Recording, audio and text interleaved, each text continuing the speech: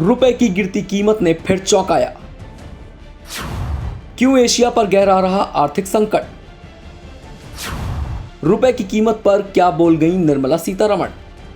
देश में एक ऐसा मुद्दा है जो व्यापक बहस का टॉपिक बना हुआ है। ये वो मुद्दा है जिसे लेकर लंबे समय से देश की मोदी सरकार विपक्ष से लेकर जनता के भी एक बड़े वर्ग के निशाने पर रहती रही है। वो मामला है अंतर्राष्ट्रीय बाजार में रुपए की गिरती हुई वैल्यू का। हालांकि देश की वित्त मंत्री समेत तमाम बीजेपी के नेता ये दावा जरूर करते हैं कि देश की आर्थिक स्थिति मजबूत हो रही है, रुपए की कीमतों में सुधार हो रहा है।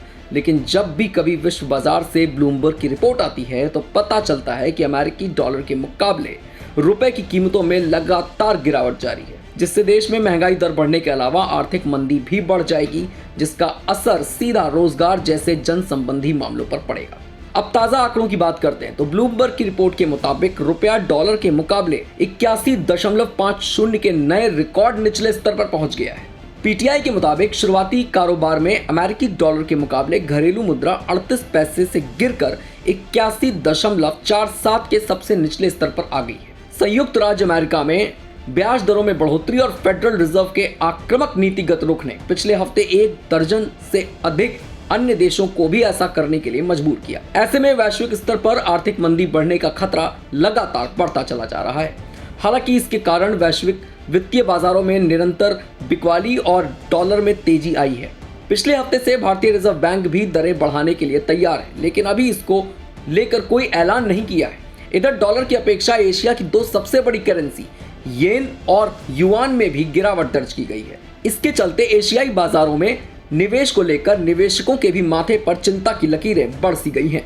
कहा जा रहा है कि येन और युआन में गिरावट अल्ट्रा हॉकिश फेडरल रिजर्व व चीन और जापान में नीति निर्माताओं के बीच जारी उठापटक के चलते हो रही है। हालांकि इस मामले पर जब देश की वित्त मंत्री निर्मला सीतारमण से पूछा गया तो उनका कहना था कि बाजार की उठापटक के चलते भी अगर किसी मुद्रा की स्थिति में स्थिरता बनी हुई है तो वो है रुपया। उन्होंने कहा कि हम लोगों ने बहुत ही अच्छी तरह से परिस्थितियों का सामना किया है और आरबीआई और वित्त मंत्रालय की नजर लगातार मार्केट पर बनी हुई है। युआन और येन में गिरावट सभी के लिए चिंता का विषय है। मिज़ोहू बैंक में अर्थशास्त्र और रणनीति के प्रमुख विष्णु वर्धन ने ब्लूमबर्ग को बताया कि रानिम्बी और येन बड़े एंकर हैं। दोनों के कमजोर होने की वजह से एशिया में व्यापार और निवेश के लिए मुद्राओं को अस्थिर करने का जोखिम बढ़ गया है। वर्धन के मुताबिक हम पहले से ही कई क्षेत्रों में वैश्विक वित्तीय संकट के तनाव के स्तर की ओर बढ़ते चले जा रहे हैं। ऐसे में अगर एशियाई वित्तीय संकट होगा तो नुकसान और गहरा हो जाएगा और बड़ा हो जाएगा। उन्होंने आगे कहा कि डॉलर की वैल्यू बढ़ने की वजह से सिर्फ एशियाई मुद्रा ही नहीं कमजोर हुई है, बल्कि ब्रिटिश का पाउंड भी कमजोर हुआ है। सोमवार को प्रमुख मुद्राओं में पाउंड में भी गिरावट दर्ज की गई, जो रिकॉर्ड निचले स्तर तक गिर गया है। ऐसी और भी खबरों के लिए जुड़े रहिए हमारे साथ और देखते रहिए वन इंडिया हिंदी।